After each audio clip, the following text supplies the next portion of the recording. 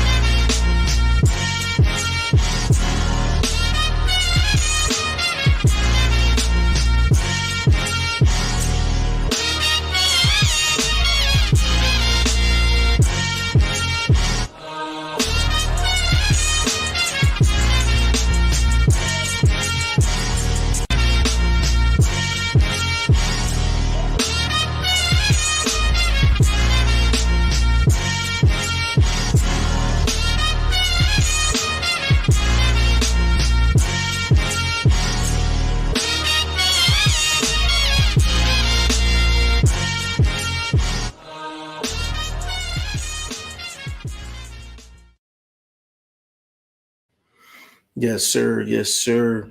Put a one in the comment section if y'all can hear me correctly. Put a one in the comment section if you can hear me correctly, and then we're gonna go ahead and get started, get this thing up and cracking. But we got so much to talk about. Let me change my background real quick. But yeah, we got a whole lot to talk about today.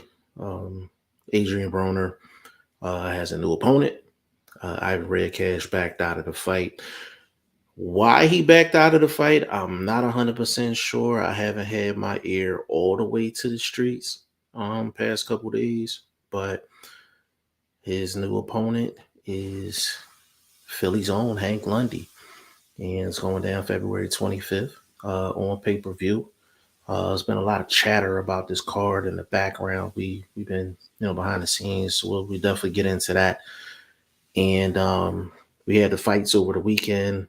F.A. Ajagba, Stephen Shaw, Johnny Rice fight, the co-main on that card. A lot of controversy with that. Definitely want to get into that. We got the Chris Eubank fight coming up this weekend. We have the Beterbiev fight that's coming up. I think that's the 28th. We got a lot. We got a lot to get into, and we got a lot to talk about. But what I would like to do first is actually recap this past weekend's card, top ranked card. The F.A. Ajagba and Stephen Shaw fight. F.A. Ajagba got a decision victory, which was you when you think of F.A. Ajagba, you're not thinking decision. But it was a competitive fight. It was definitely a competitive fight. I think Stephen Shaw definitely left a lot on the table. He left a lot on the table. And F.A. Ajagba is a power puncher, one of the heavier punchers in the heavyweight division. But he's pretty straight up and down. Like, he's pretty stiff as far as his movement. You beat F.A. Ajagba with angles. You know what I'm saying? Judging distance and angles.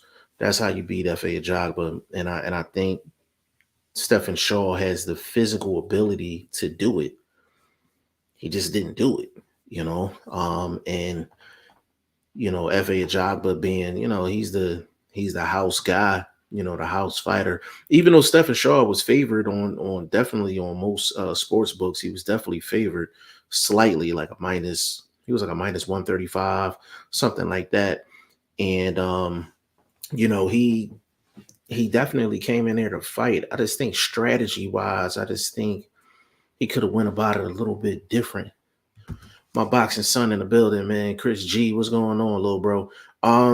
Chris G, I'm actually hit you up after this too. I missed your call, but I didn't see it until late. So I'll definitely hit you up after this so we can wrap. But I hate when fighters, they everything's on the table for them to win a fight, and then they don't win a fight for strategy reasons, or just I feel like their corner just didn't guide them the right way throughout the fight. So a lot of times a fighter needs to be guided through the fight. Not every fighter can think their way through a fight and do things on the fly. Only the elites, the very good and the elite fighters can do that. Uh Ty Finney, aka the legend in the building, says salute. I'll jump on in about 10 minutes. No problem. I ain't going nowhere, bro. I ain't going nowhere. So I don't know where FA Ajagba goes from here. I don't know where Stephen Shaw goes from here. I know a lot of people are saying FA Ajagba and Jared Anderson, Big Baby Anderson, should be a good fight, but they've been in a lot of camps together. So they're very familiar with each other. I don't know if that fight actually comes off.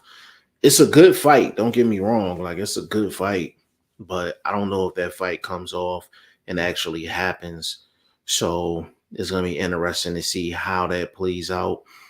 But, Stephen Shaw, it wasn't a bad loss. I just think the win was on the table for him. I think the win was on the table for him. And good win for a Jogba, too, for him to actually go the distance and get a decision. And he had to basically go through a process to win the fight. Good job on FA Ajagba's part. So everything's wide open for Ajagba. I'm trying to think, who can FA Ajagba fight outside of Jared Anderson? Man, that's a good question. Without him crossing any streets. Damn. That's a good question. I got to think about that. I don't really know off the top of my head. I don't know off the top of my head. But the Johnny Rice fight, that was the co-main event to that card. Yo, I need to get a referee. I need to get a referee on the show. I got it, whether it's an active referee, a retired referee, an amateur referee, anybody that knows of any referees out there, professional referees or referees that do amateur boxing events. I don't care who it is at this point. I need to get a referee on the show. I have so many questions. I got so many questions just on the life of a referee. Like I need that. I need that on this show. Definitely part of this show is actually getting behind the scenes of boxing on all levels. So if anybody knows of any referees, like I said, retired or current, that would want to jump on the show and rap with your boy for a little bit, definitely let them know to hit me up. Hit me up on Instagram, Facebook, Twitter, G5Jeff TV, man. I would love to have a referee on. You know what I'm saying? So for the people that didn't see it, and I don't want to put it on the screen because Top Rank been flagging stuff left and right. But Johnny Rice faced the undefeated fighter. Now, Johnny Rice, late replacement, was the favorite in the fight.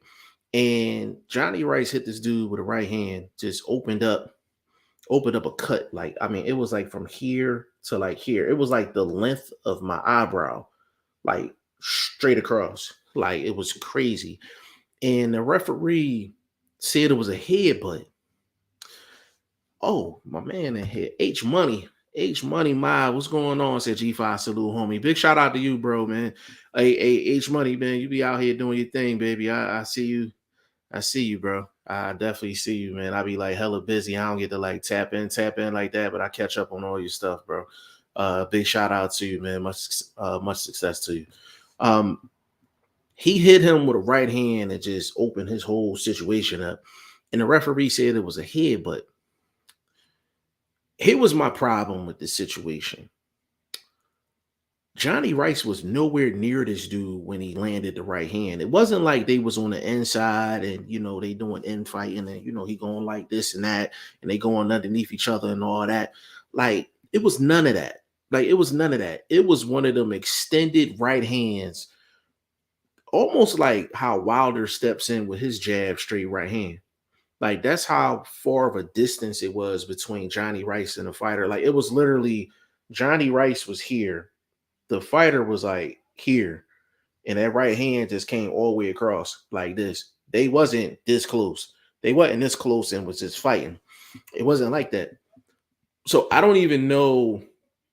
I don't even know how the referee actually came to the determination that it was a headbutt. Eventually they got it right.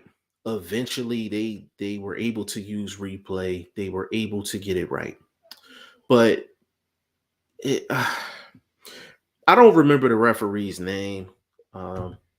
G5. That was a nasty cut. Yeah, that cut was nasty, bro. And H Money, and you know what else, bro? I actually want to talk to a cut man as well, man. Like when a cut gets exposed like that, it almost looked like that wasn't a new cut. Like it looked like that area might have been affected in the past and it might have just healed up. I wonder if it was like a lot of scar tissue around that area because you know that's a guy that was in the amateurs and they trying to fast track him and things like that. They have a cut that nasty. I mean, if it's not like major scar tissue there, that was like a Gabe Rosado back in the day type cut. Like before Gabe Rosado got the surgery and started, you know what I'm saying? Like he got rid of the scar tissue around his eyes. That was a Gabe Rosado type cut for sure. So I don't know. It's crazy. Like it's really, really crazy.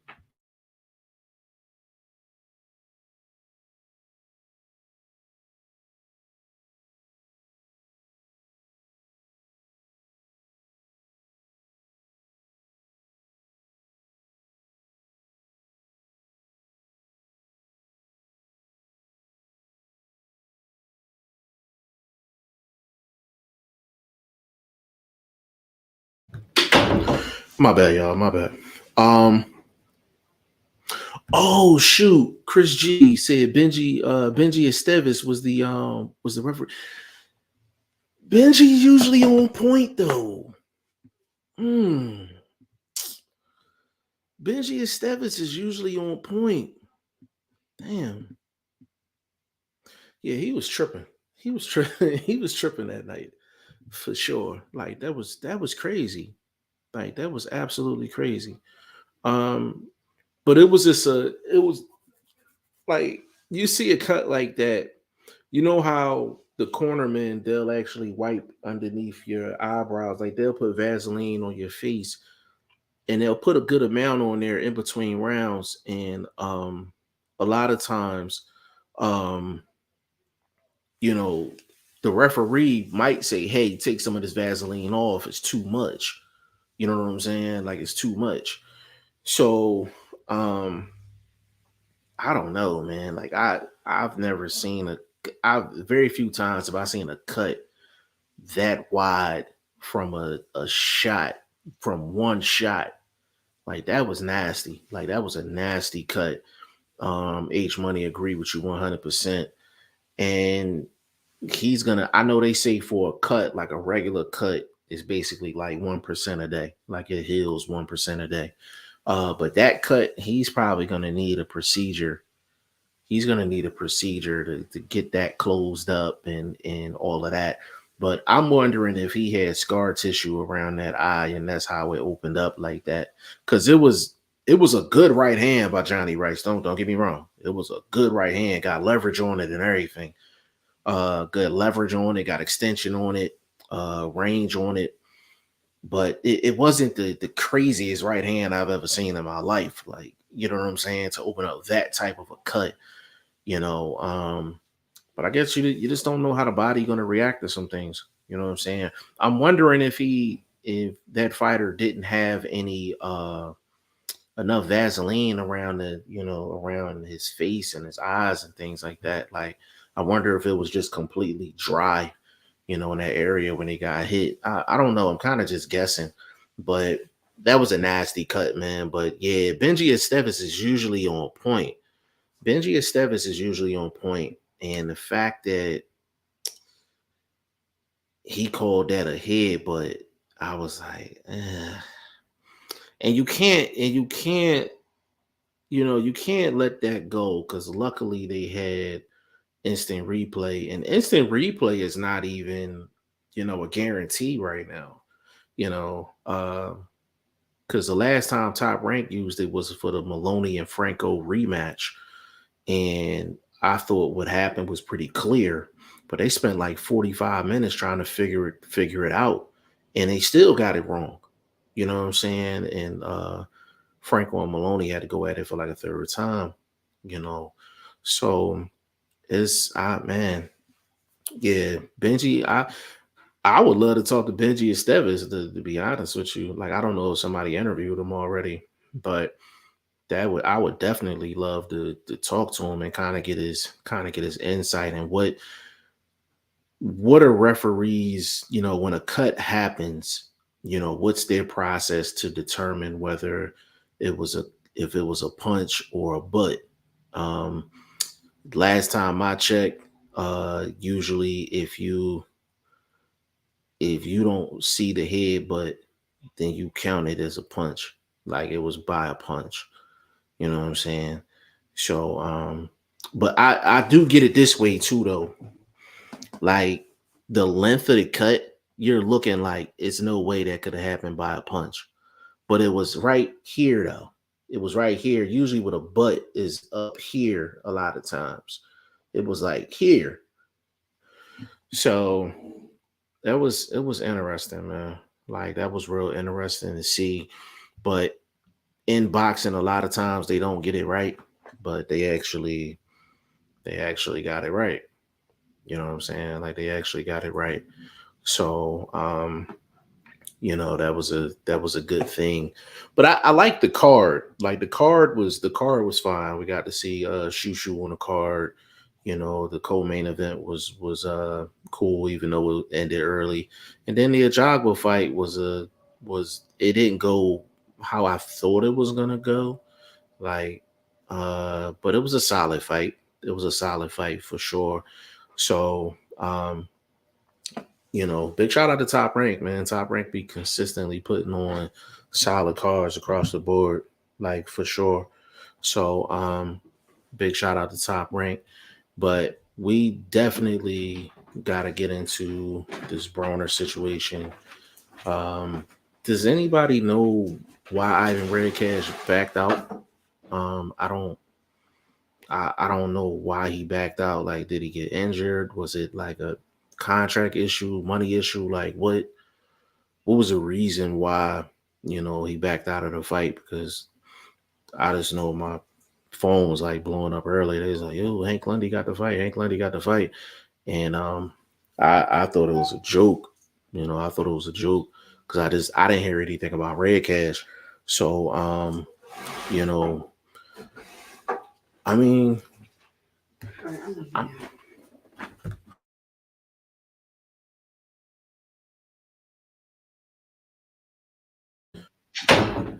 my bad. Ty Finney, aka the legend, in the building. What is going on, good brother? Salute, salute. Salute to Glad to come on again, man, as usual. yes, sir, yes, sir. Got family in the building for sure, for sure. Um, man, did you watch the fight this weekend? Uh, w- Born. w- yeah, it didn't go. How I once I seen you talking about the Ajagba fight, right? Yep. Yeah, I going into it, I was just like, man, Stephen Shaw is gonna be the reason why this fight is gonna be exciting or boring. And it was really you could tell he was going through the fight and he wasn't just letting things flow. Like it was like safety first and then which is fine. But I felt like if he'd have gave FA a jog with some angles, took some more chances, I think that fight was for the taking for him, but it just, you know, like it just it was okay. It just Yeah. didn't do anything for me though. Yeah. I know a lot of people said it was boring, but one thing I noticed about Shaw, he was using his footwork early, you know what I mean? kind of like a Keith Thurman, you know what I mean? I guess he was doing that, you know, he was fighting smart. I guess he was doing that, you know, just, you know, Effie got power. But to me, Effie don't got that explosiveness, man. He's like a watered down version of Wilder, man. Yeah, you know what? That's kind of an interesting comparison because it's like he has really good power, but it's just he's not explosive. Like he's Right. just, you know, I don't want to say basic, but it's just there's a certain level of explosiveness, like which is speed that he just doesn't have. And then I think his accuracy is not as good because he like in terms of speed and stuff, he reminds me of Joe Joyce, just kind of slower, methodical fighter. But I think the difference between them two is Joe Joyce's accuracy is insane. He lands at a really, I don't know his percentages, but he lands at a really high clip. And F.A. Ajay, I don't know where he goes from here. Like I don't know. Like people was talking about Jared Anderson, and I'm like, they be in the same camps together. So I don't see that fight happening. Outside of that.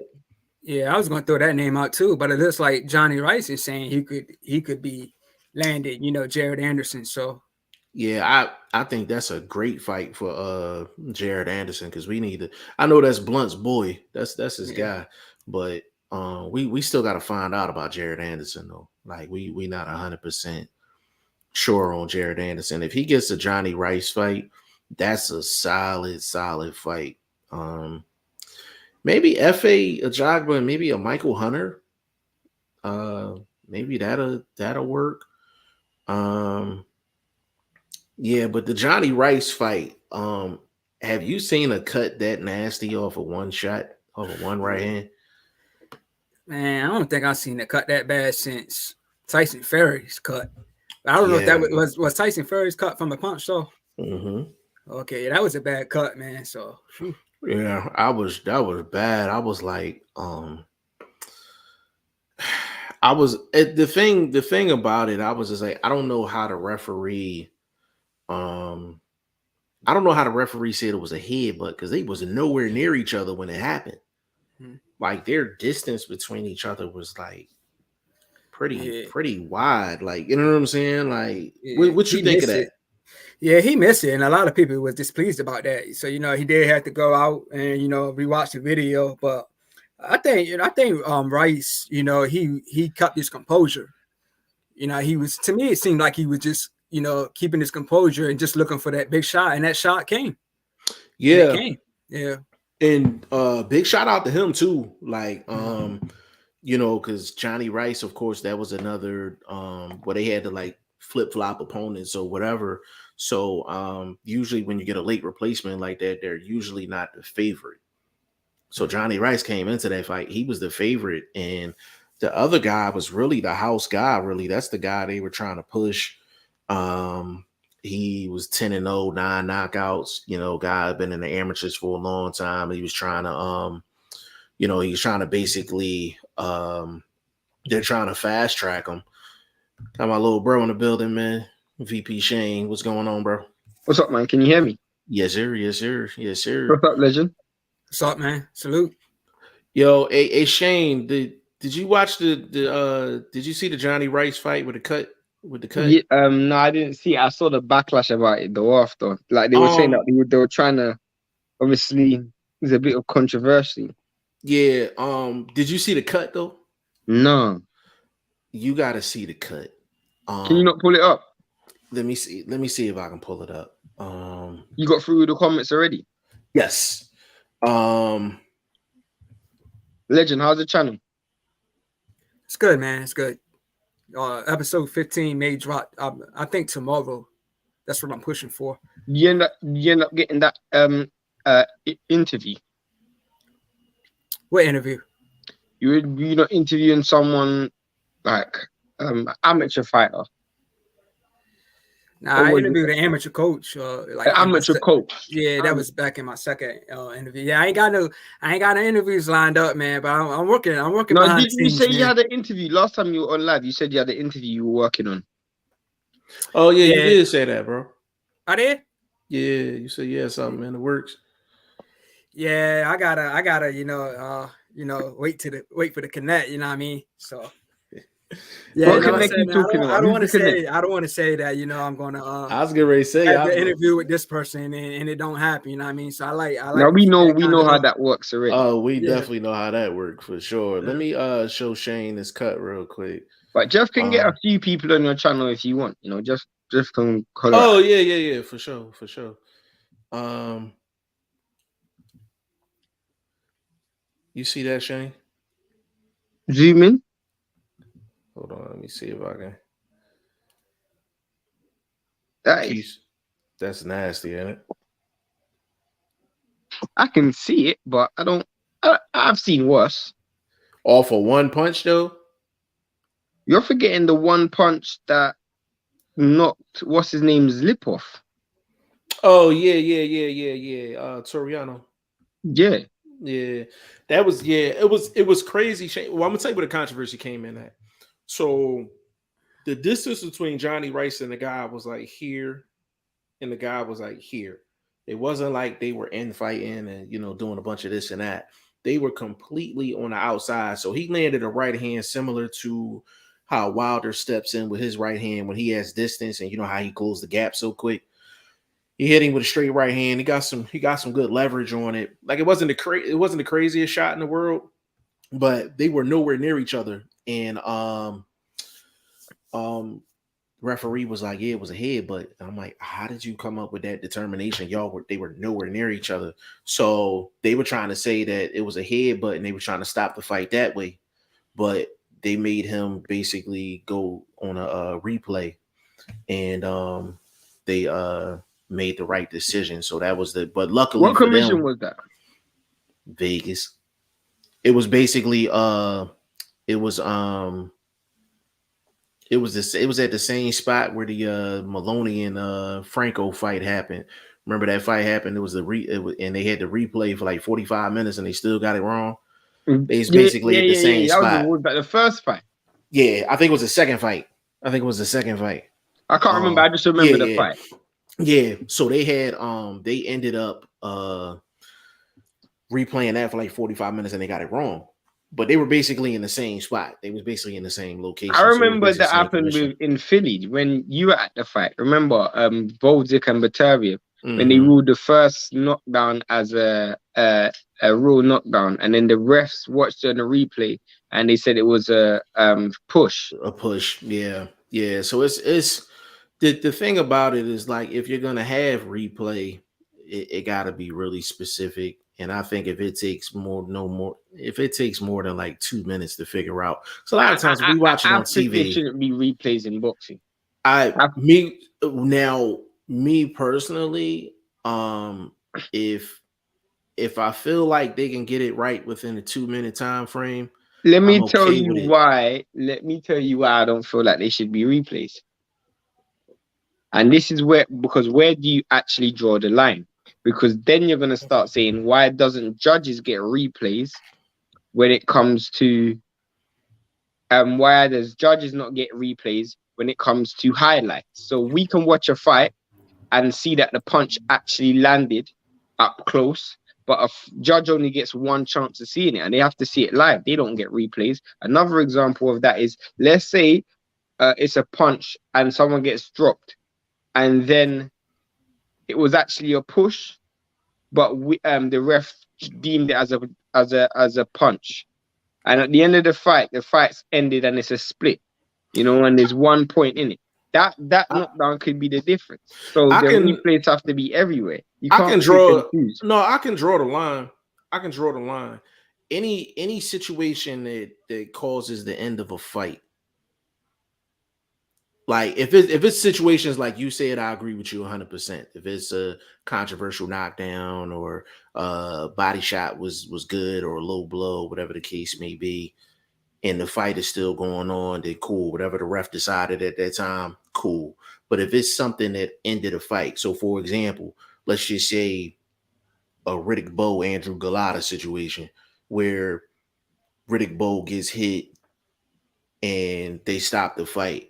there's controversy on whether it was a good body shot or a low or blow. Mike Tyson and the bite of the ear. Yeah, so something that stops the fight. Like the fight has to stop. It has to be over before replay can be initiated. I'm with you 100% in terms of But then the in time limit fighting. doesn't matter then, does it? No, the time limit wouldn't matter in that scenario. It wouldn't matter in that scenario. If it's during the fight, I think I agree with you. I wouldn't do any replay because if it takes you 5-10 minutes to figure out a replay, them fighters are ice cold now, bro. And or the fight is recovered. Let's say it's an Yeah. accidental head clash. You don't know whether it's a punch or a head clash, and that person's actually dazed. You go take 5 minutes to see whether that that was a head clash or not. Yeah. Like, and they're gonna fully recover. Like, it's kind of like Wilder.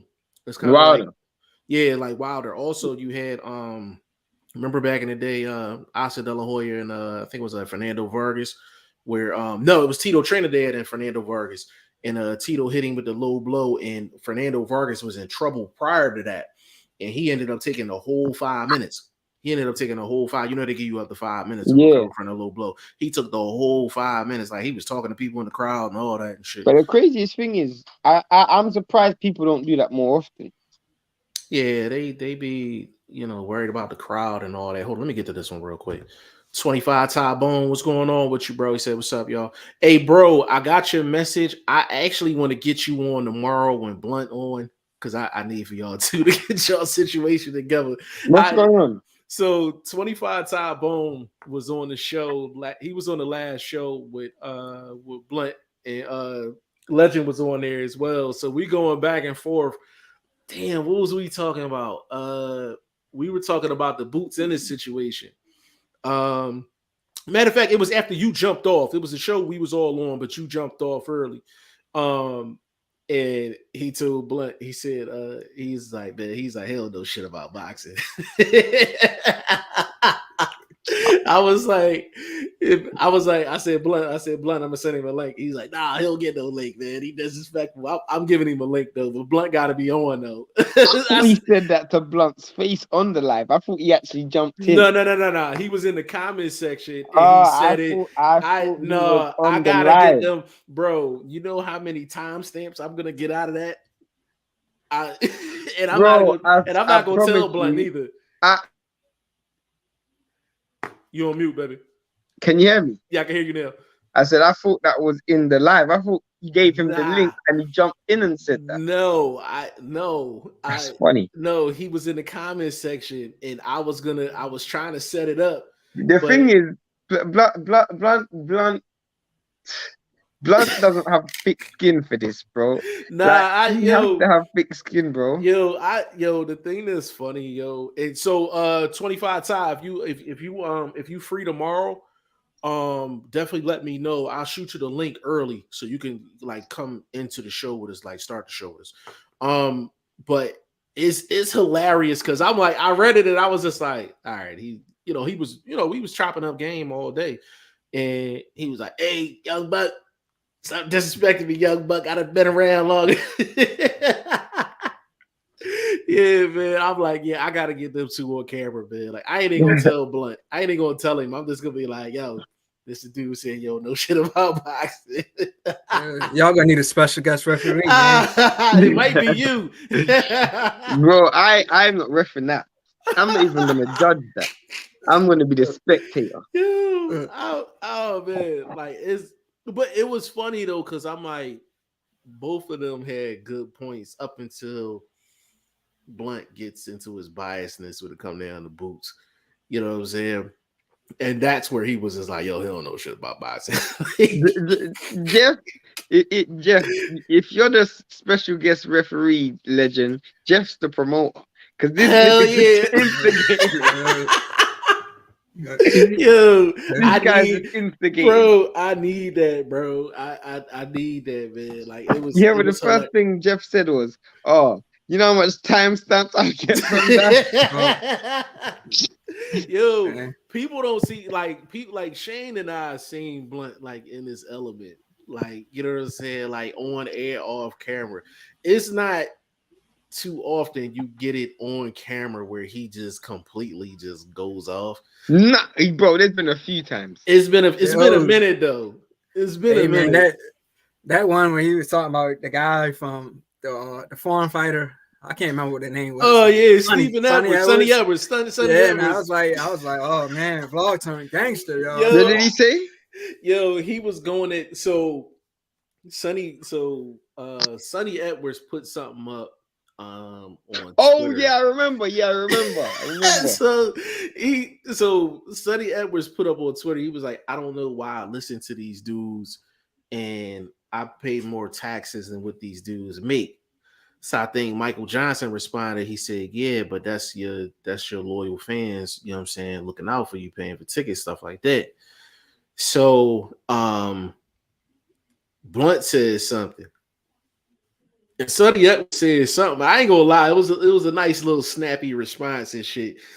And he was like, oh, he said, I looked at your page. You look like the person to listen to when it come down to boxing. I was like, oh, that was kind of funny.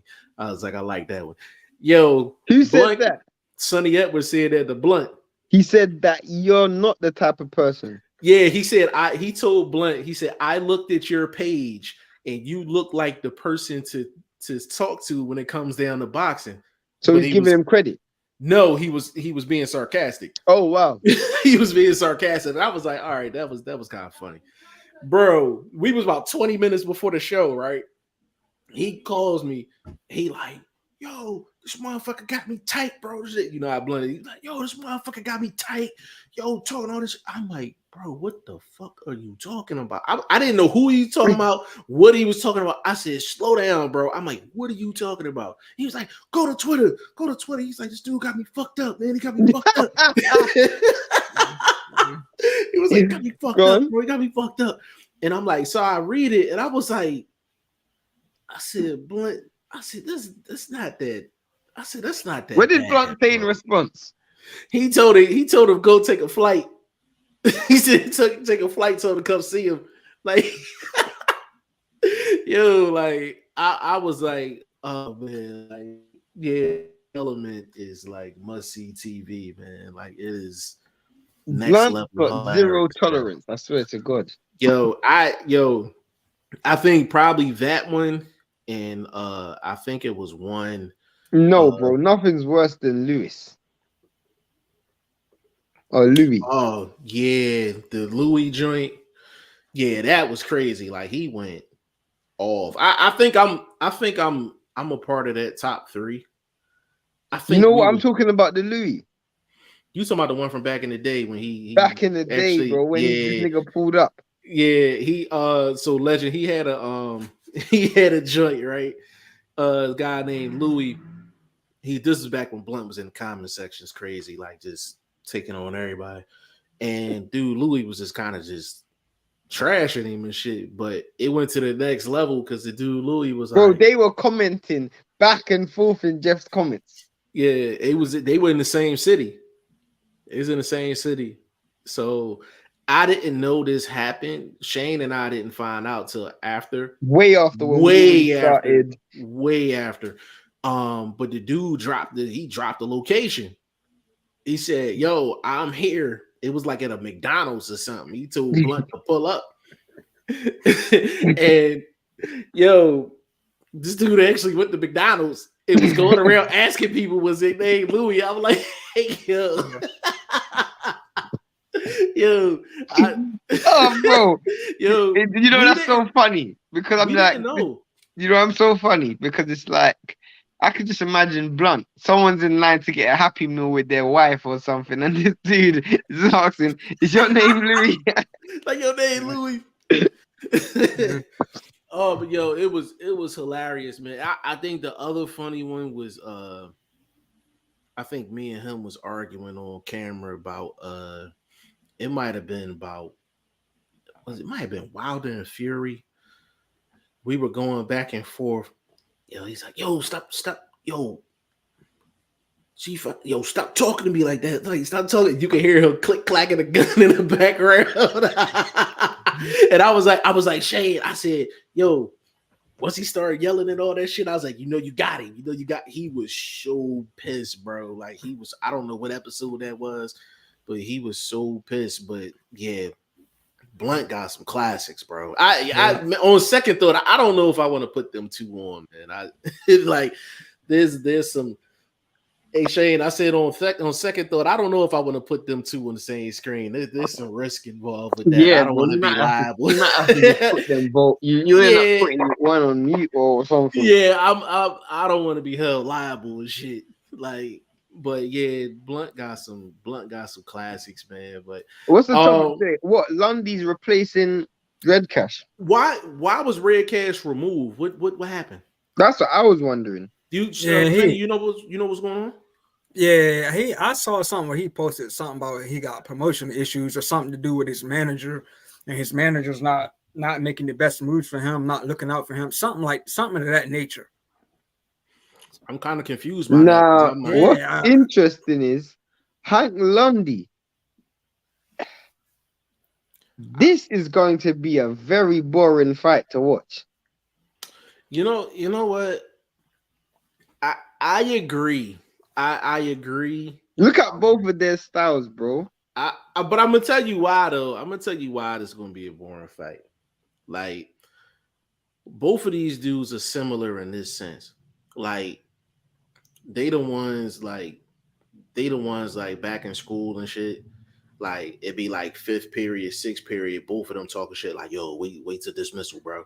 Wait till dismissal. Like it's going down. It's going down. Once dismissal go, they outside for 20 minutes squaring up. You may only see like 4 shots. Like literally 4 or 5 shots.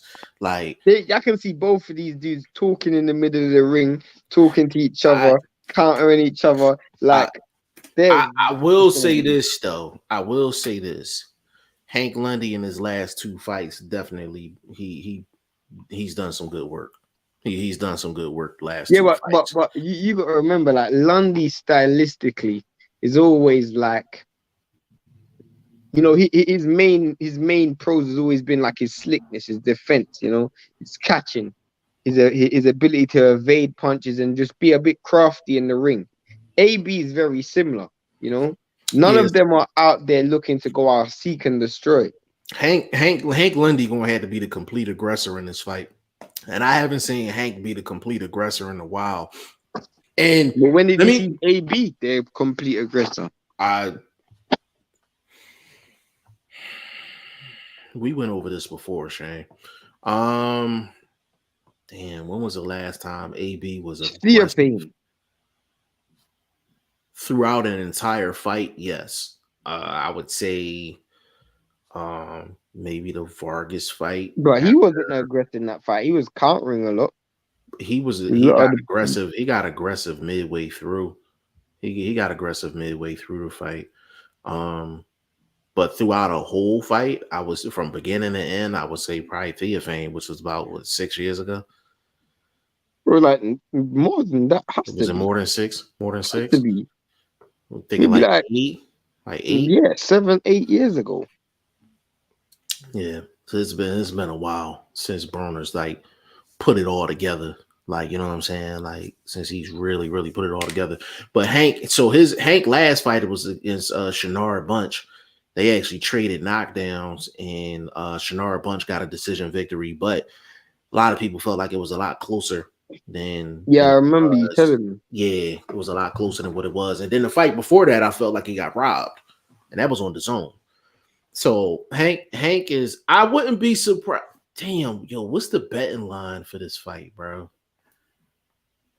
Is Broner a favorite? We gotta wait. Obviously, we gotta wait. The coming days. Next week or so. But he's getting trashed, man. But it's not his fault, though. You know what I mean? He didn't pull out the fight, so who's getting trashed? Broner's people trashing Broner? No, they just trashing the fight. Period. Oh, just the fight period. Yeah. What's AB saying in response? I don't know, man. Bro, the truth is, like, Red Cash and AB were supposed to fight so many times. That fight is so overdone. Like, it's like the fourth try that they've tried to make the fight, and the 4th time has failed.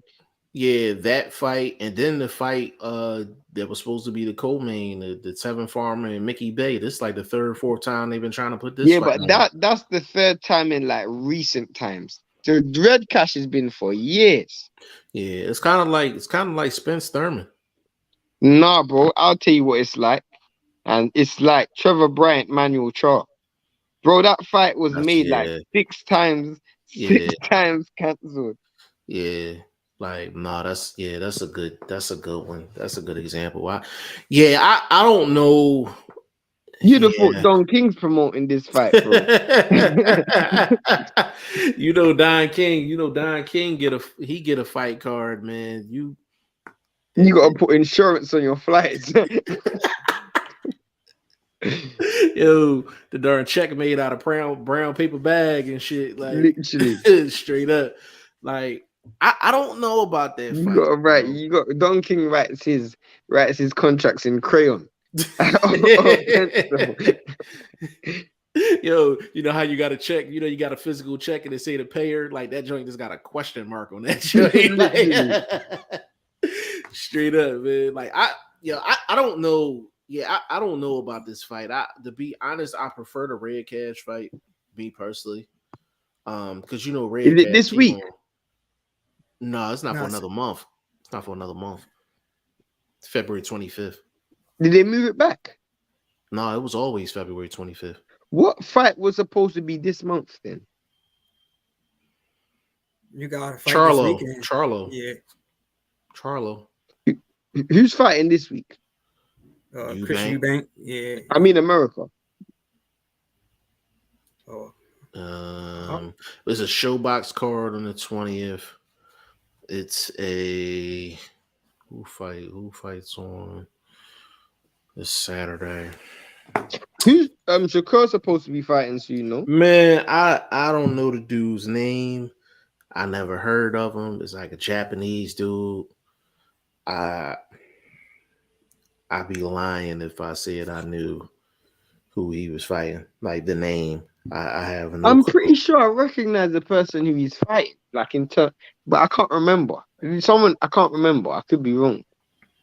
I seen the name and I had no clue who he was. Who else is supposed to be fighting? Who fighting this? Somebody's fighting this weekend. It's a Eubank. Hold on, let me look this up. All I know is Eubank. What's his name? Beefy Smith. Yeah. And I know Reactpo on that card. Yeah, Reactpo's on that card. Chris Congo's on that card as well. Yeah. Damn, Joseph Parker on that card too? Yeah. Damn. Stacked. And it's not a pay-per-view neither. Or is it a pay-per-view? No, ain't no pay-per-view. That's a good card. That's a good card for sure. Tank was a good card as well. Yeah, it's the 28th. It's the 28th where we got our guy. Yeah. Baturbia, that's our guy. That's me and Shane guy right there. Artur Beterbiev. Yeah, isn't that next week? Yeah, that's next week. Yeah, I was gonna say that. That's next week. Yeah, that's my Yard versus Beterbiev. I feel like I'm personally invested in Beterbiev for some reason. I don't know why, but I mean, I'm torn with this because I know I've met Yard numerous times. I've met Tunde numerous times, but I'm a real big fan of Beterbiev fighting style. And even if I wanted Yard to win, my boxing mind just wouldn't let me allow that thought in my head because I know he's not winning. To beat Beterbiev, I think it's kind of similar to back in the day when guys fought Julian Jackson. Like that power is so real. Like you have to pick one or two ways to beat him. Either number one, do a complete blitz from the beginning of the fight, complete blitz, get to him before he get to you. Yeah, just try and land that money shot. Joe Smith tried it, but Joe Smith tried it, didn't work. And the only other thing you can do is really try to fight the perfect fight. And he's too basically sound for you to pull that off. Like, I think, what's Yard's best strategy, bro? Like, what's Yard's best strategy to win this fight? He's got to find a way to land the money shot. He's got to use his youth and his speed on his to his benefit, but he's just got to find a way to get that money shot. How many How many rounds he got? What's the window? This I was gonna get to. The problem is Beterbiev's a better boxer than Yard also. Like in terms of just like, don't get me wrong, Anthony Yard's quick. He's got good head movement, good hand skills. He's fast. He's explosive. Athletically, he's one of the most gifted fighters you're gonna see in the sport. He's really athletic. But in terms of just out and out technique, hand skills, and the fundamentals of boxing, Beterbiev's actually better than him. Remove power, he's actually better than him. He throws a much more correct jab. He's much more correct in terms of his posture. He's always putting his feet in the right place. I say his feet work is significantly better than Yard's. Yard's got real flat feet, and the problem is Yard's gonna try and hold center ring, and it works if you're a Bivol who can pivot left and right.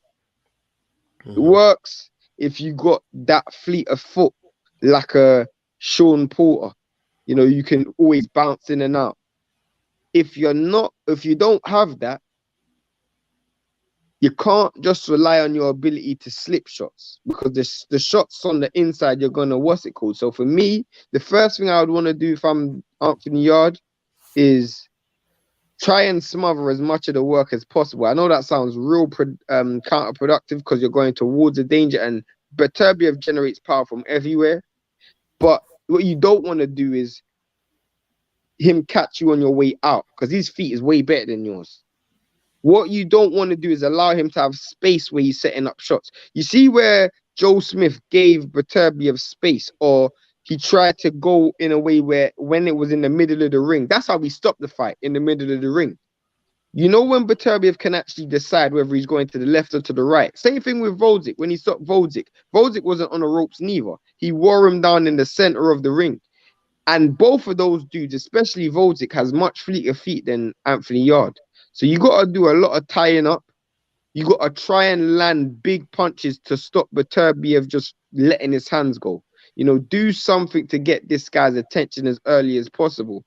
But you almost, and this is what I think Marcus Brown done for the first 3 rounds. He almost made the fight real boring, you know, and he made it so quiet that Beterbiev wasn't really awake, and he was a little bit slow paced walking through the fight. And then all of a sudden, once the head clash came up, Beterbiev just snapped into action and he just went to work. You can't afford for Beterbiev to go to work. It's like when he fought Callum Johnson. Callum Johnson, first round, Beterbiev was so aggressive. Second round, Beterbiev took his foot off the gas. Callum Johnson hit him with that big shot. He fell. He got up. Next round, over. Callum Johnson got absolutely destroyed. If you let Beterbiev flick that switch and go aggressive, you're going to need more than God to save you. Because you're going to need more than God to save you, because there ain't nobody there that's going to save you. You are going to get run over. It's going to be like a truck just driving through a cotton field, just flattening everything. Yeah, I like Legend. Do you think? I guess if you're Yard, like, what do you do in this fight? Like, I'm sorry to cut you off. Sorry to cut you off. 1 second, yeah. I just wanted to say I spoke for 5 minutes and I still didn't come up with a scenario of how Yard wins. Listen, all I heard was Mack truck and cotton fields. That's all I needed, brother. You good? You straight? Legend. I mean, is there anything for Yard to do in this fight? Man, I'd say speed. Just use speed and be defensively sound, man. I mean, Beterbiev is going to catch him, man. He's eventually going to catch him, man. But I saw some training where Yard was sparring like 2 different guys in the ring at the same time. I don't even understand that. Like, I've seen it before. But I've only seen it with situational sparring. Yeah. So you've seen it before, Jeff. You know when a dude is working on pivot.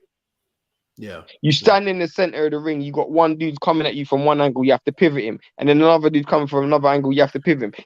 That's something I actually saw. Lomachenko's dad do. Yeah, that's the only way that benefits. But it's not actual punching though. Yeah, but it doesn't. That don't even make sense for for the Beterbiev fight though. Like, cause his feet is not good. Like, you don't get feet in a camp. Like, you know what I'm saying? Like, You can't rely on your footwork. you in this can't rely camp. on your footwork just in camp because Beterbiev's feet is better than his. Yard is so explosive that he can't play the slow game. Like, he But that can't could be play to his detriment as well, because one punch from Beterbiev can kill that explosion. Yeah, and that's the thing. Like, so, like, you take the Lyndon Arthur, the first fight. Like, I felt like Lyndon Arthur did a great job of slowing the pace down, Real like slow. minimizing But yards. Yard has to do explosive something similar opportunities. to that. He has to try and do something similar to that. But he's not capable. He's never done it before in his career. He did it in the Lyndon Arthur fight, but it wasn't because of him. No, It was because of Lyndon Arthur. Yeah. Like, you know what I'm saying? Like, it's like asking somebody to drive NASCAR to ride like a Camry or something. Like, it's just like, you know what I mean? Like, it's just, if they're used to just going 100 miles an hour, it's hard for them. It's hard to ask them to do the speed limit. So I think what he needs to do, he has not shown that he's capable of doing. So I'm gonna give probably a game plan based off of his skill set and what he's doing. Like, you wanna know another problem, Jeff? Mhm. He does something that I don't like. He Mhm. doesn't block. He tries to slip, and he tries to slip too much punches. And you can't slip Beterbiev because he comes for your body head. You can't slip those. Yeah, He tries to slip too much punches. He eats a lot of small shots. He eats a lot of small shots to try to get his big shots in. To be honest with you, outside of I think the only way he wins this fight is unless he completely blitz Beterbiev and give himself like a 3-round window. He needs to land the money shot on Beterbiev. And he's gonna need Beterbiev's help.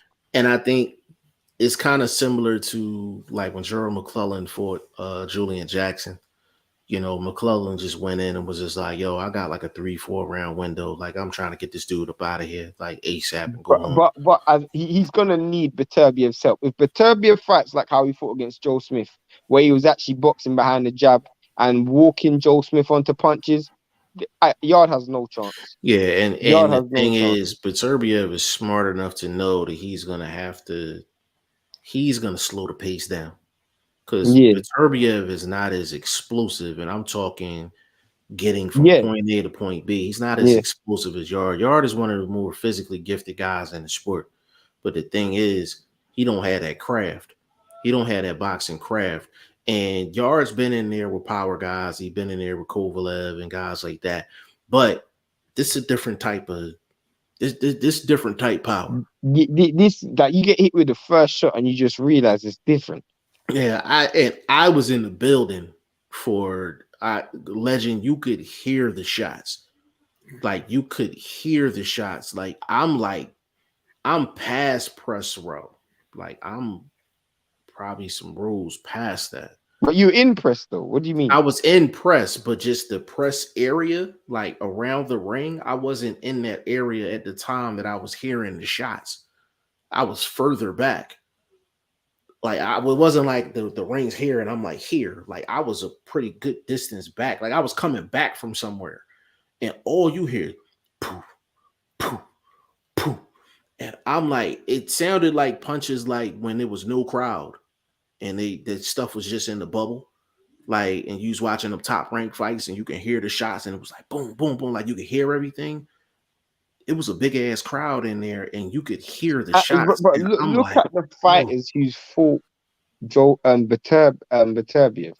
Volzik has never gone in the ring since. Callum Johnson has fought once since. Marcus Brown has never gone in the ring since. Joe Smith Jr. has never gone in the ring since. These dudes don't come out of the ring and say, you know what, I actually want to start fighting. They consider their career after they leave. If the track record shows, bro, no one has fought consistently since leaving the ring from Beterbiev. Like, you don't have aspirations after leaving the ring. Your hopes and dreams for boxing instantly vaporizes. Look at all the fighters who Beterbiev's fought. And Yeah. who have fought on a consistent level? None. Yeah, his power is different, and for the people that I don't know who doubts it at this point, but if anybody doubts it, Volzdik was in the hospital for 4 days He's never fought since, after bro. that fight. He's retired. Like, so it's just his powers is different, and This dude puts people in retirement like a pension plan. Like there is, straight that's what up. I need to start calling Beterbiev. Just a pension plan. Pension plan, Baturbia. Literally. Yeah, it's crazy, man. Like he's So- one of the. Go ahead, Legend. So does y'all got the power to hurt him? Yeah, So definitely. you think he can hurt Yeah, him? he can. Yard's got power. Yeah, Yard's got Yard power. definitely. Yeah, Yard definitely can crack. Yeah, It's the why? problem is he's got to go through fire to get He got his to get fire there. off. Yeah. Why am I thinking it's gonna be like Rashidi and Villa? Nah, hell Like no, who? man. Rashidi Ellis. Asap is going to end way earlier though. All right, except he going, Beterbiev going to stop him. Yeah, I feel like once he feel his power, man, he gonna be on the bicycle, fighting from the back foot, and he's just gonna be in survival mode.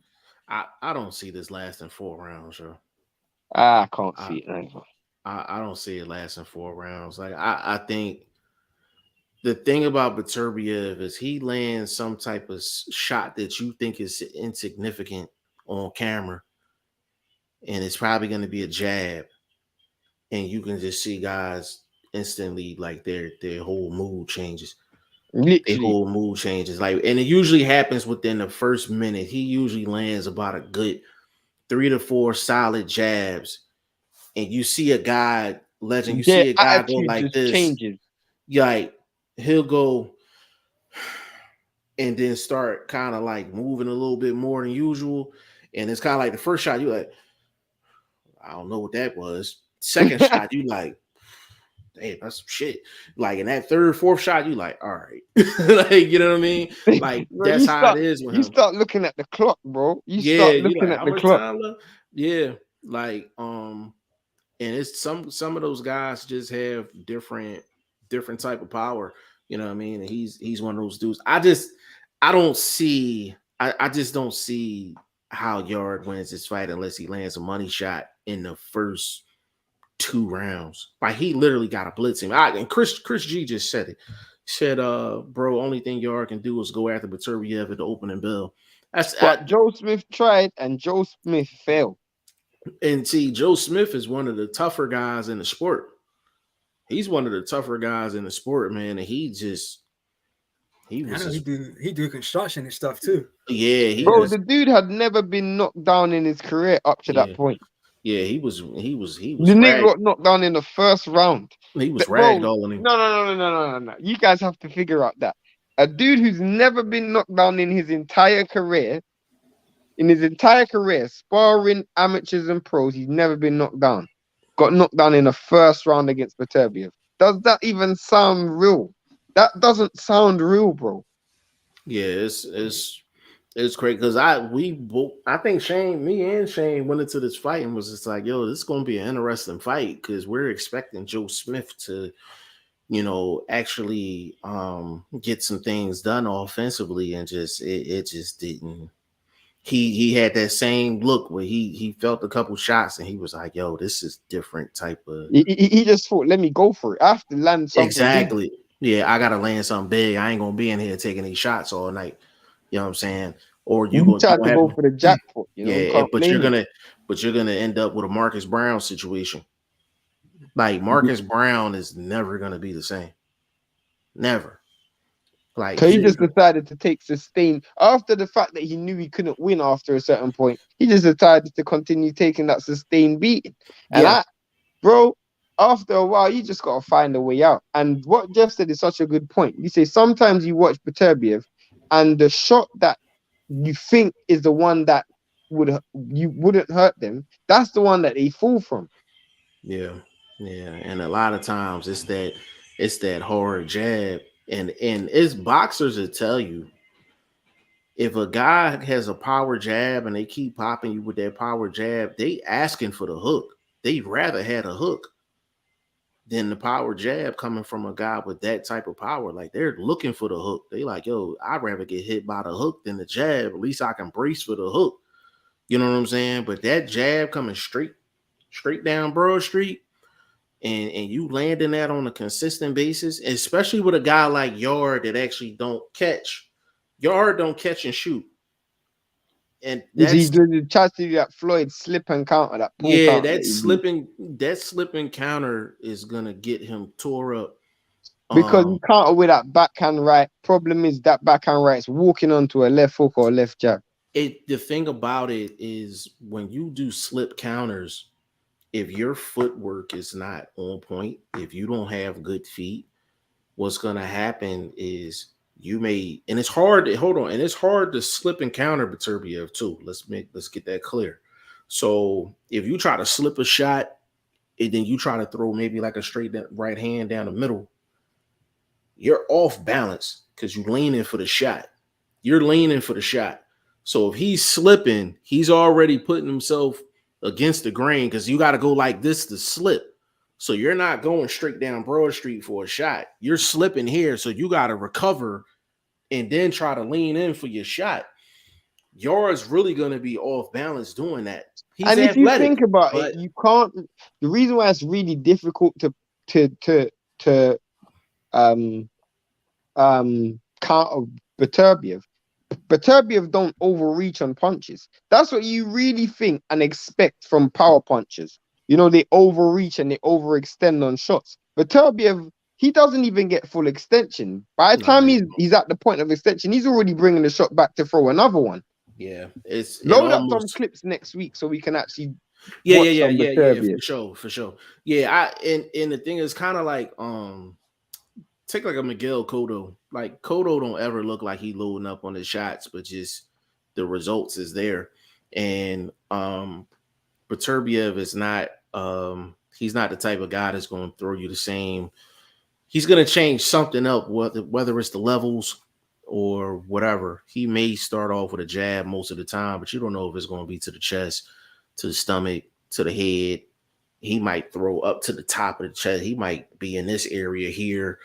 And he just switches it up. Yard's gonna have problems. That's where he's really gonna have problems. If that jab is there, you can't slip that, bro. Yeah, because what's gonna happen is if he slips that legend and he tries to throw a shot, a right hand or whatever the case may be, he's gonna fall. He's gonna be falling in. Now, usually Shane and I be like, yo, if you're gonna fall in, smother the work. But the thing with Beterbiev is Beterbiev got power short and long. If he's on the inside, he can get body shots off. That's gonna get, and mind you, Beterbiev does all this without no crazy body work.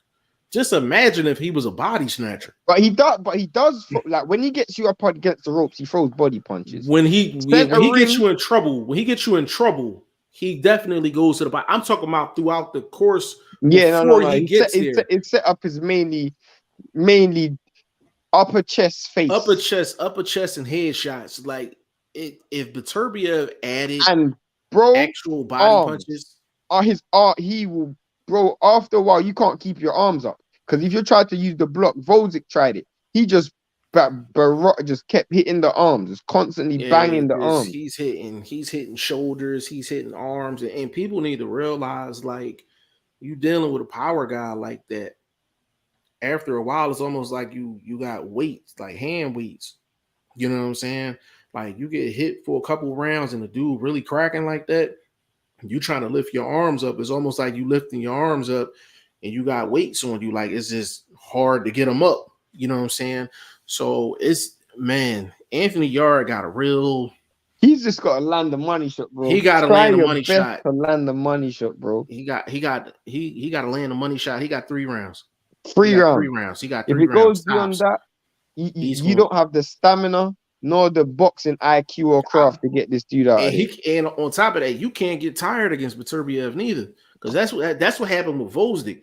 Volzik was tired after like round 5. He done a lot of running in the first. He did a lot of moving, and you could make the argument he was up like 3-1 after 4 rounds. You can make that argument. Yeah. But he was doing a lot of moving, a lot of circling, When you got to round 8, round 9, then you got he was gassed. He was yeah, gassed. those tires start to lose a little bit of Yeah. gas in them. So And Teddy Atlas was in Vosdik's corner.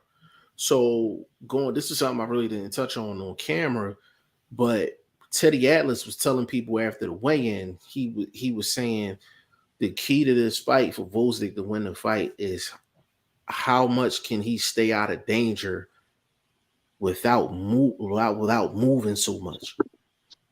He was saying that because I interviewed Jesse Hart that after the weigh-in, and Teddy Atlas was going around telling people, he said the key to the fight is how much can Vosdik stay out Jesse of the Hart was way. saying Vosdik's gonna win. Yeah, and I was He on was camera. I telling you. said, you lost your mind. I was trying to get him to bet me. He wouldn't do it. What Jesse Hart was like, oh, bro, he's got the movement, he's got the boxing skills. He got, and I said, Jesse, I said, oh, that's cool. But I said, once he gets hit with that shot,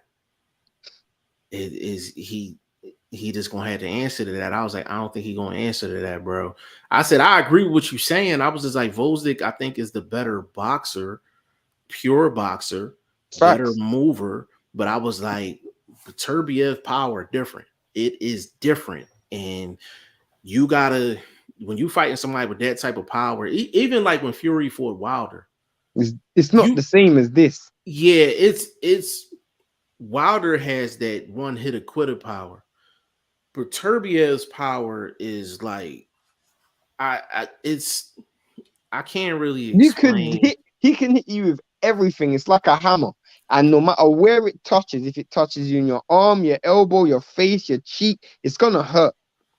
Yeah. Chris, this is another good point. Chris said Vosdik was the favorite to win against Beterbiev, believe it or not. Yeah, he was like a minus like 125, 130. He was close on the scorecard, but Vosdik was because Vosdik just ended the career of Adonis Stevenson. Yeah. So, and Beterbiev was still relatively unknown. More people knew about Vosdik than Beterbiev at that particular time. Yeah. So, that's why he was a slight favorite. But I was at that time, Beterbiev hadn't had the big, like, he was more known in Europe than he was in America. Shane and I was almost 100% sure Beterbiev was going to win that fight just off of the power and the money shot. Eventually, but yeah, Yar got a tough road ahead. What's the dude from, what's it called? Mayweather camp said he sparred Beterbiev, and he said it's the worst experience he's ever had as a human being. Forget that was who was that? That was someone in the Mayweather gym. He said it's the worst experience he's ever had as a human being. Forget being a human. Forget a boxer as a human.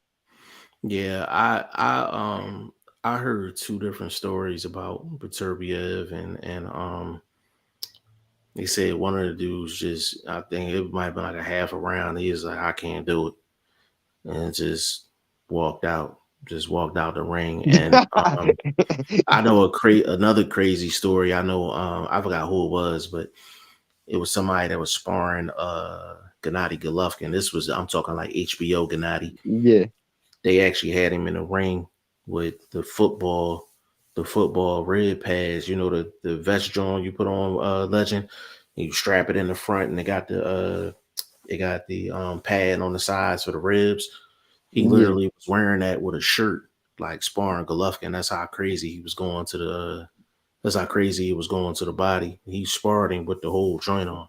I was like, it's just some guys that just got different type power, man. And Beterbiev, one of them dudes, man. Like Yard is, me personally, I think he'd have been better off with a Bivol fight. Me personally, even though he gets picked apart in that fight too, but there are other options for him that he just don't have against Beterbiev. Like Beterbiev is just he's gonna go down as one of the baddest 175 pounders to do it. There's not many dudes you can pick in like throughout boxing history where you stack Beterbiev up against these dudes. Like he doesn't win the fight. I mean, I mean, people talk about Ward at 68. I'm like, when Ward went up to 75, like, I might. I don't know if Prime Ward beats Beterbiev, to be honest with you. That would be a I don't tough know. fight. That's a tough fight. I don't know. I don't know. The That's a problem is he 50-50. struggled with Kovalev in the first fight. Beterbiev just Kovalev on crack. That's what Yeah. Yeah. Beterbiev just Better. Kovalev times 10. Yeah. Better movement. Better movement. Better boxing skills. Better punch resilience. Better jab. It's just it'd be a problem all the way around. Let's touch on this Eubank drink before we get up out of here. Eubank Beefy Smith. I know be anybody that's vlogs guy, man. I'm betting against him. Yo, but Blunt like dudes. I don't be understanding why. Like he just picks random dudes. Like Shane. Just what's the temperature out there for this fight? Are people excited about it? It's not as exciting as people would the I thought it would be. I'll be honest with you. Like I normally expect a much more, higher tempo. Just for the vibe that you're getting off the streets and just being and around people. It's not something that many people are excited about. I won't lie to you. I personally think, looking at it, I think Eubank's going to win the fight. I'm pretty confident at that. But how people look at it, the people that I have spoken to, a lot of them are quite underwhelmed with the fight, to be honest with you, because they both don't really rate neither fighter that highly. They look at both of these dudes as past their prime. Yeah, I'm kind of the same way. It's kind of like there's some fights I look at and I'm like, okay, like this might be a solid match, but it's like, why? It's it's kind of like, that's where I'm at with it. I'll give you an example. It's like if Darrell fought Danny Jacobs. Maybe not that bad.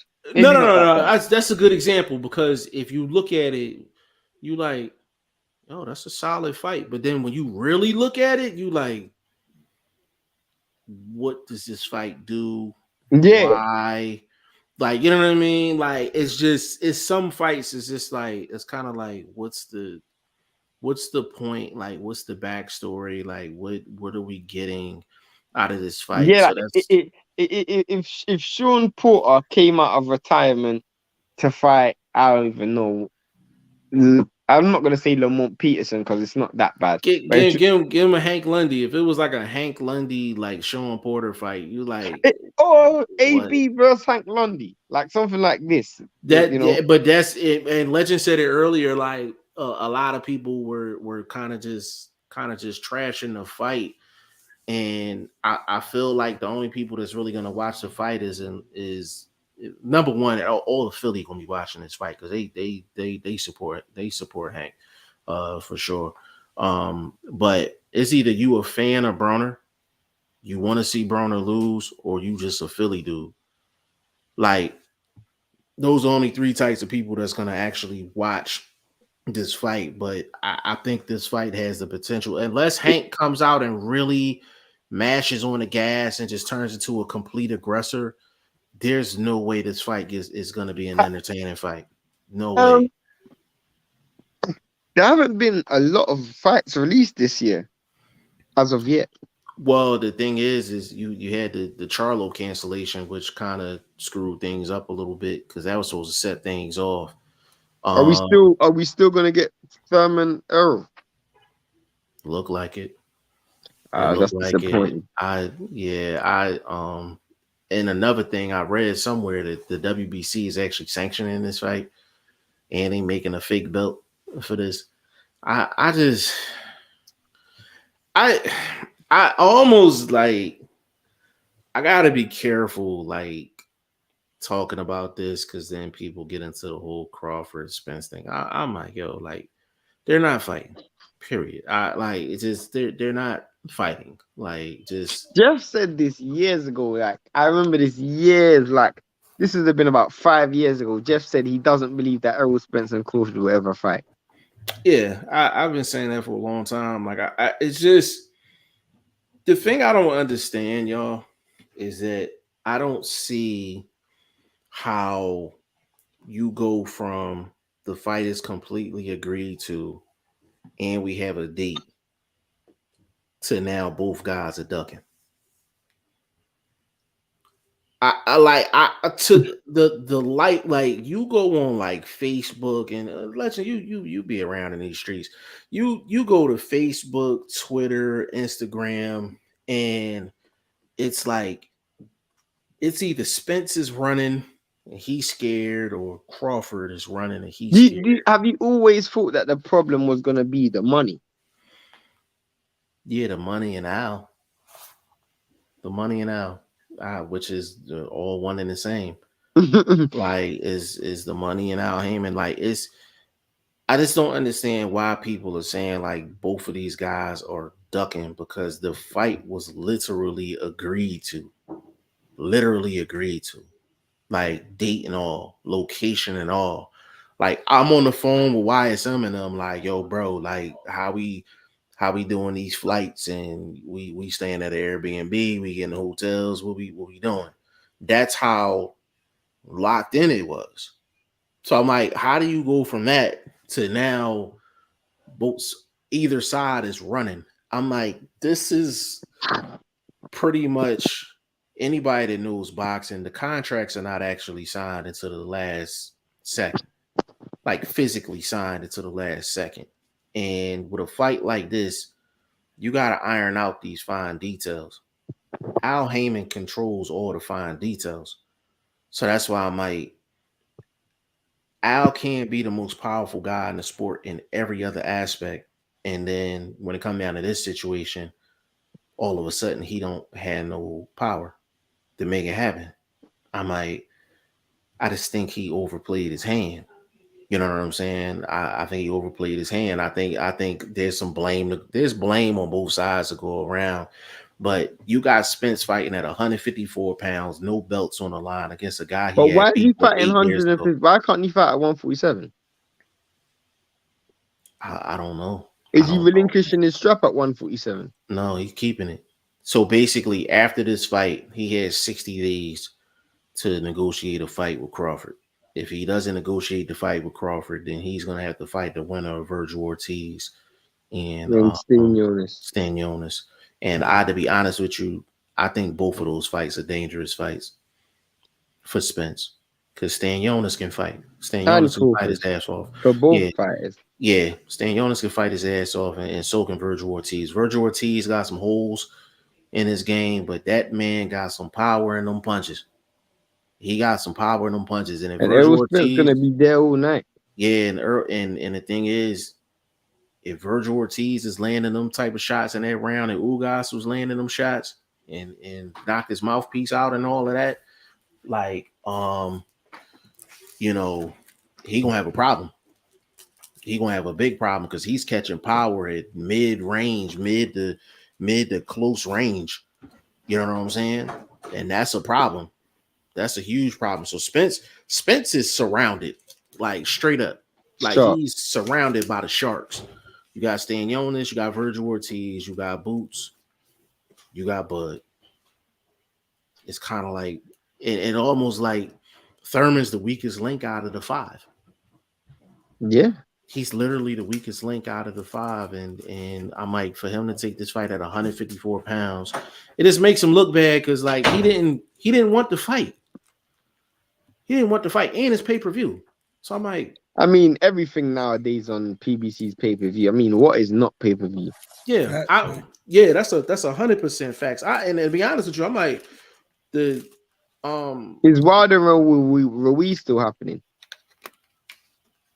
That's another fight where I'm kind of like, what's the point? Yeah, like, that fight, the winner of that fight gets no closer to Fury, gets no closer to Usyk, no closer to AJ. Like, what's like literally, it's almost like money. It's money, and this is the best available opponent on our side of the street, Wilder. So take it or leave it.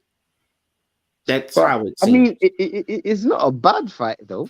No, it's not a bad. It's not a bad fight. It's not a bad fight on paper. It's not a bad fight at all, because I think Andy Ruiz got the power and his speed to get Wilder's attention. Is just, I think his dimensions is a little off. You know, his dimensions is a little off, man. Like, what is he? What, 6'2"? 6'2"? Yeah, maybe 6'2", 6'1", 6'2". 6'2". I mean, Wilder's 6'6", length.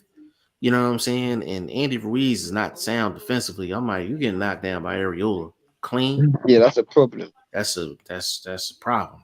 Like, that's a huge problem. So boxing's kind of just in this weird spot right now, man. Like the year is not really jumping off.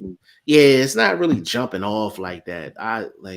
Yeah, like you got Red Cat that just pulled out the fight with Broner. You got, Charlo, Tim Tszyu been postponed, Virgil Ortiz, Stayone has been postponed. So like all these fights are like just, yeah, the year is good. Like I would remember when 2023 was first starting, I was like, man, we got like all these cars lined up. Now all these setbacks are already. What's happening? Is Catterall and Taylor still fighting? I don't know. Bro, that beef is so old, bro. That beef is like they're gonna have to rewatch the first fight just to remember why they fighting the second time. They're gonna have to The reason why is because that division's moved on so much since then. Right? It's kind of like, again, that's another, like, all right, bro, just let it go. Let's move on to something else. Because I might give me Josh Taylor Teofimo right now. Give me Josh Taylor Teofimo. You hear about Jamal Charlo? Nah, what's going on with Maul? Maul Charlo asked to fight Bivol at 168.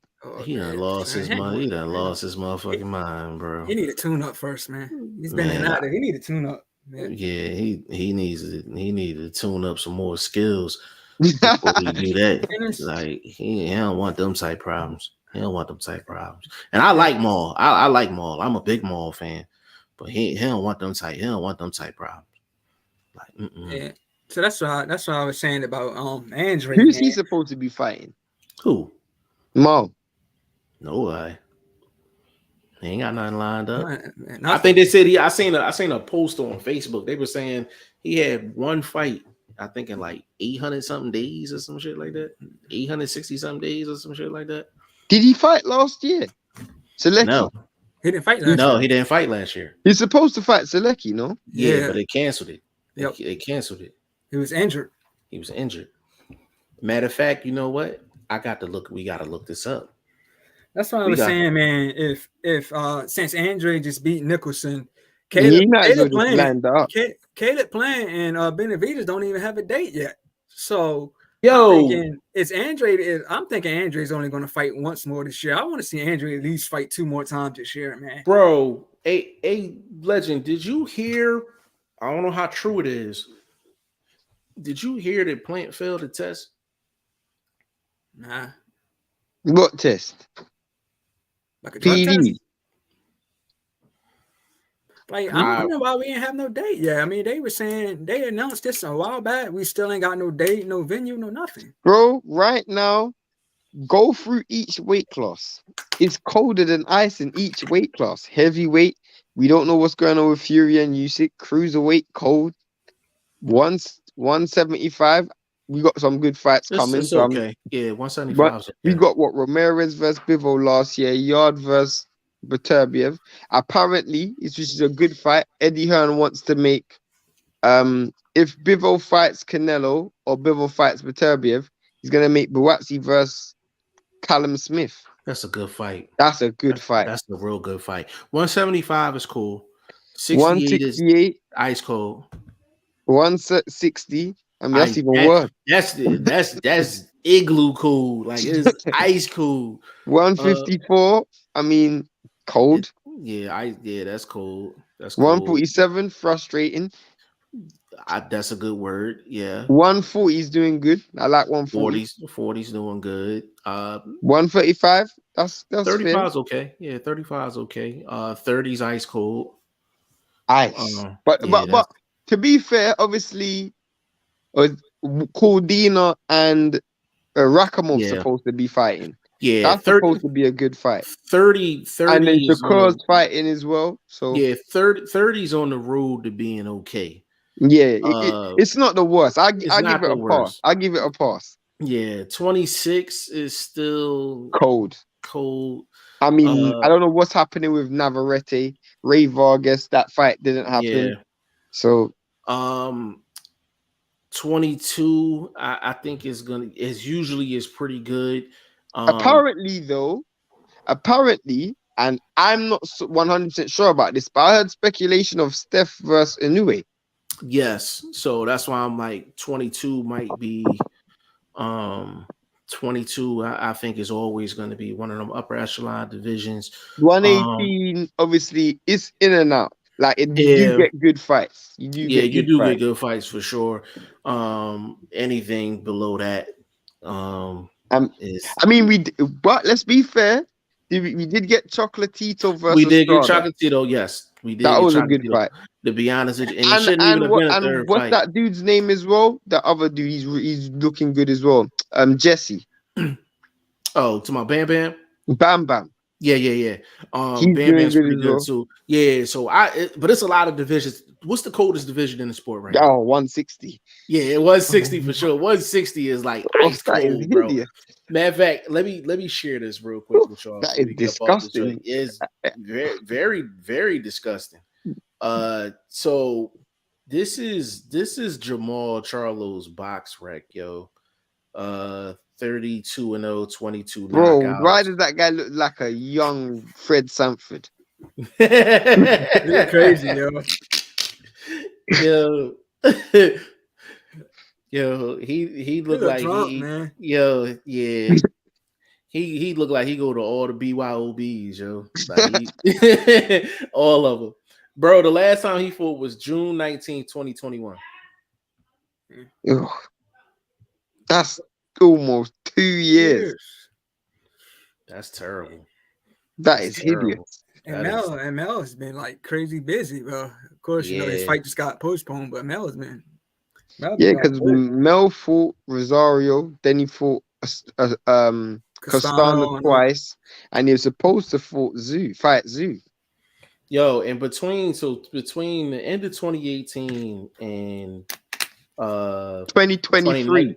yeah, like his busiest was the 2019. Looked like he had 2 fights in 2019, and then he had one in December 2018. So you might as well say that was 3 fights in like In a the 12-month space of a year. span.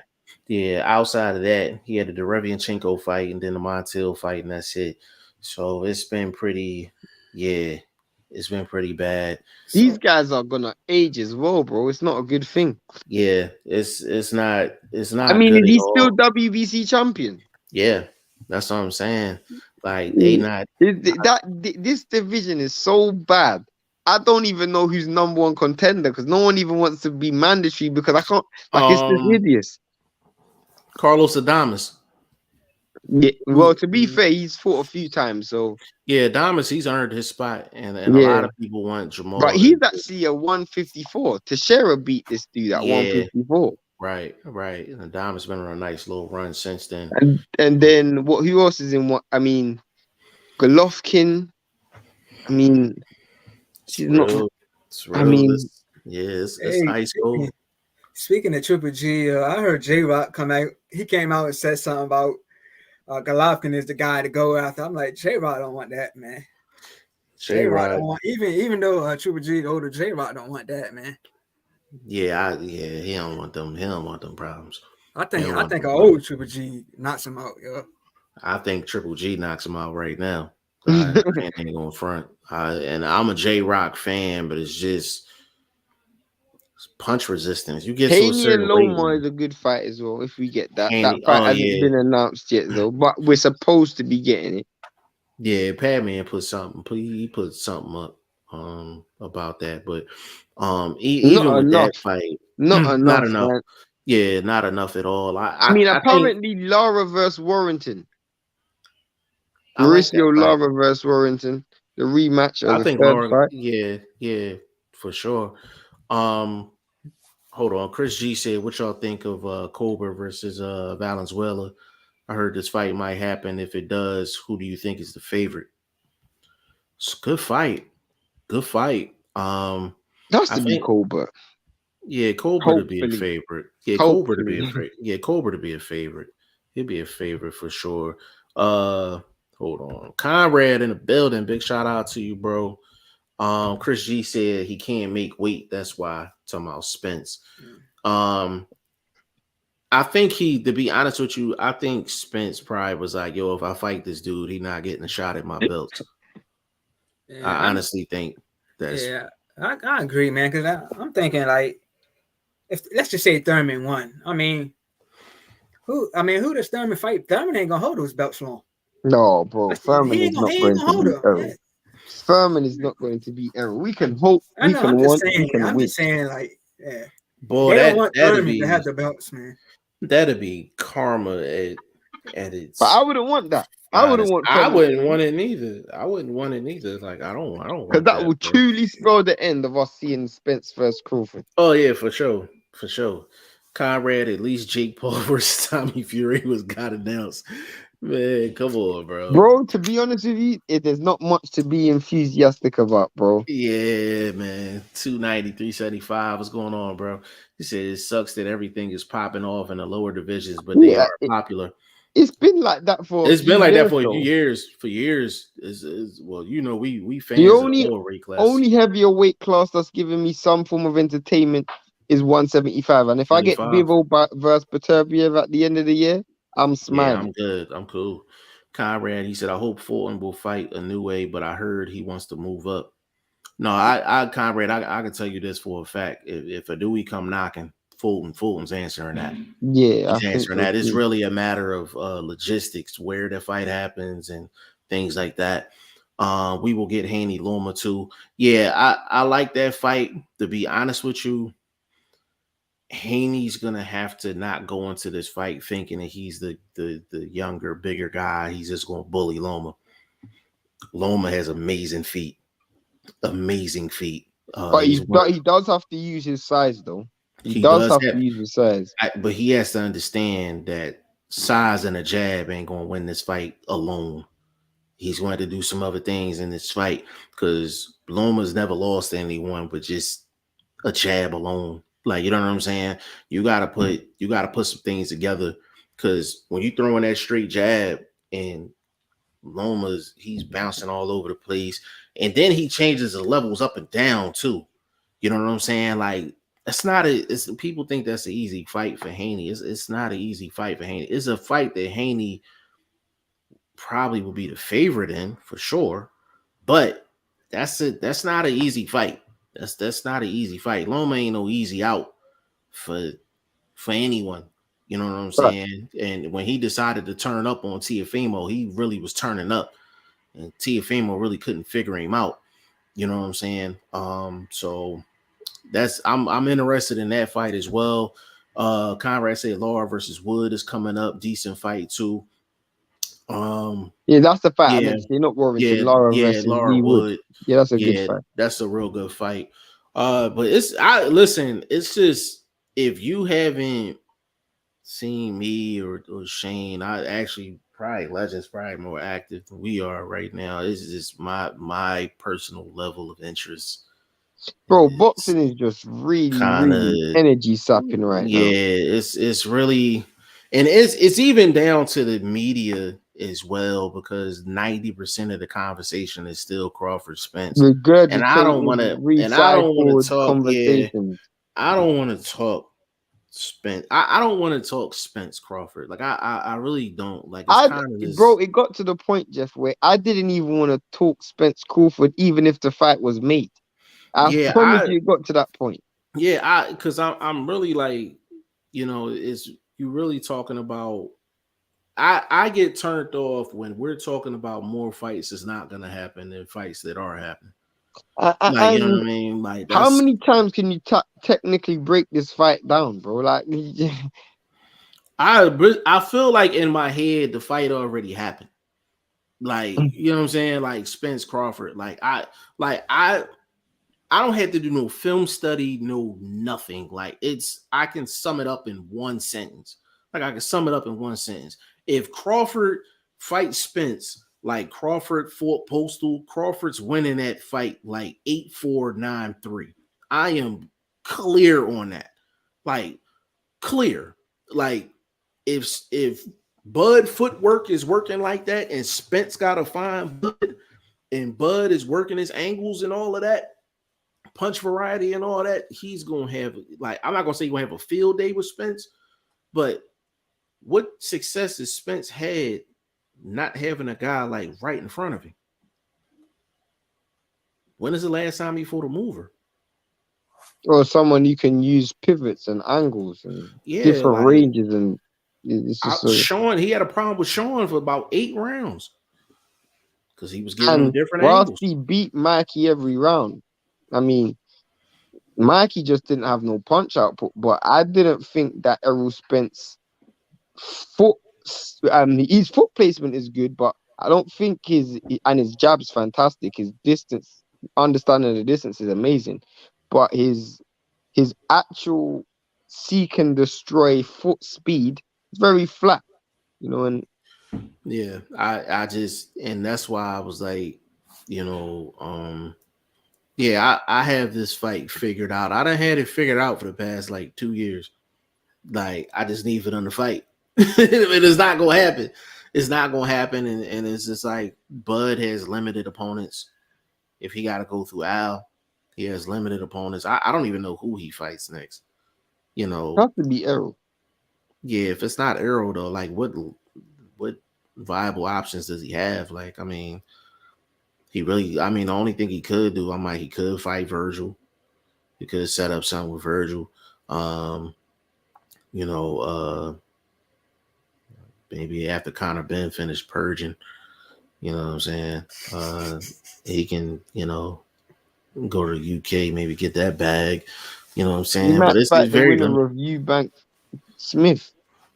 I mean, shit. It's limited, bro. Like, it's just limited. It don't seem like it's getting a lot of build up or anything. I don't really see anybody talking about it.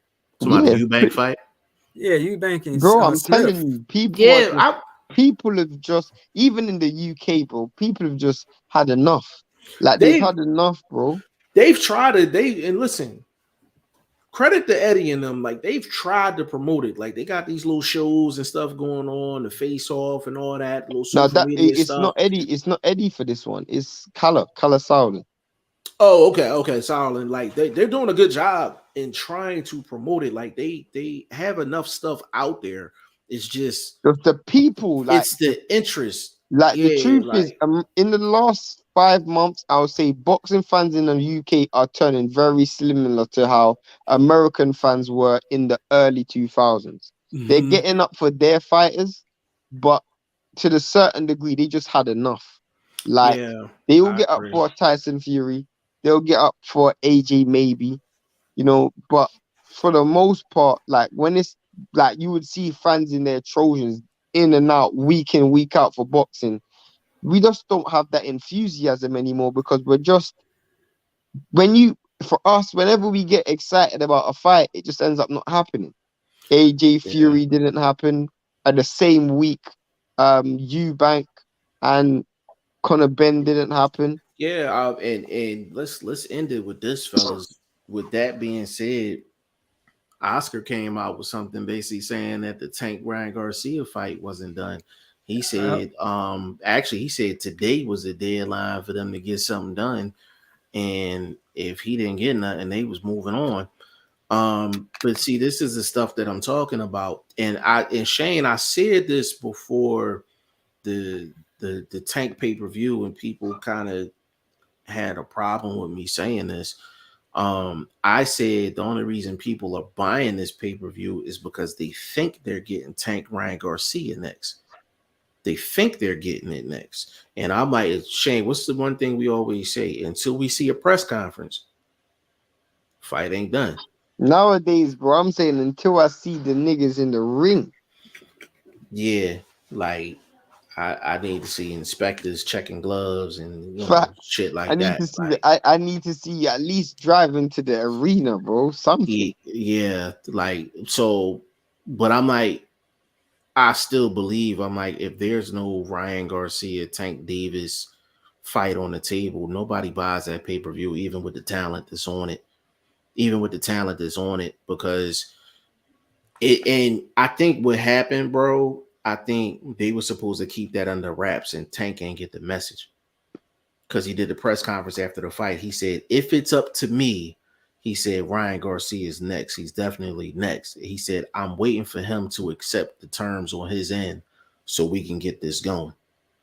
But y'all both put on social media, this fight is happening on this date in this location. See, this is the bullshit that I be Why was talking Mayweather about. not at that fight? Doc, you really want me to answer that? Yeah, He's not with Mayweather. but I thought they had one fight left. Nah, I don't know what. So basically, so this what happened. So basically, Floyd wanted in on the Ryan Garcia fight. So there's something with Tank's contract where even when his contract ended with Floyd, he can't really rap with no other promoter, like in terms of signing like a deal for like it's like a 12-month span.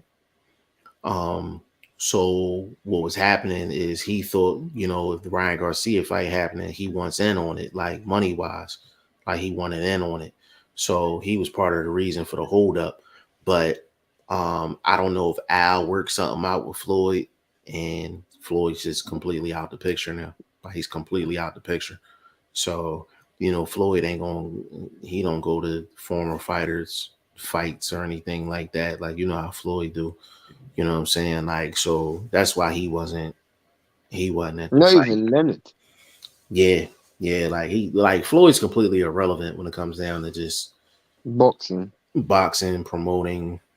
He's irrelevant. Like, period. Like the best fighter he's ever had on his stable, like outside of Tank, is Badu Jack. You know what I'm saying? And Badu Jack is really only because the opponents that he took. You know what I'm saying? He went on about a good 3-4 year run where he was just taking on. He Tough had fights. no breaks at all. You know what I'm saying? So it's we in a. I'm not gonna say we in the dark ages of boxing, but You got a cloud over us right now. yeah. Get your umbrellas out, man. Yeah, It's fuck. real. It's The sea's real. about to get rough. It's real dark, man. Like, you know, and it's just we're talking about. I mean, we did a good job today talking about actual fights that's happening, but you just, I mean, the social media is kind of polluted.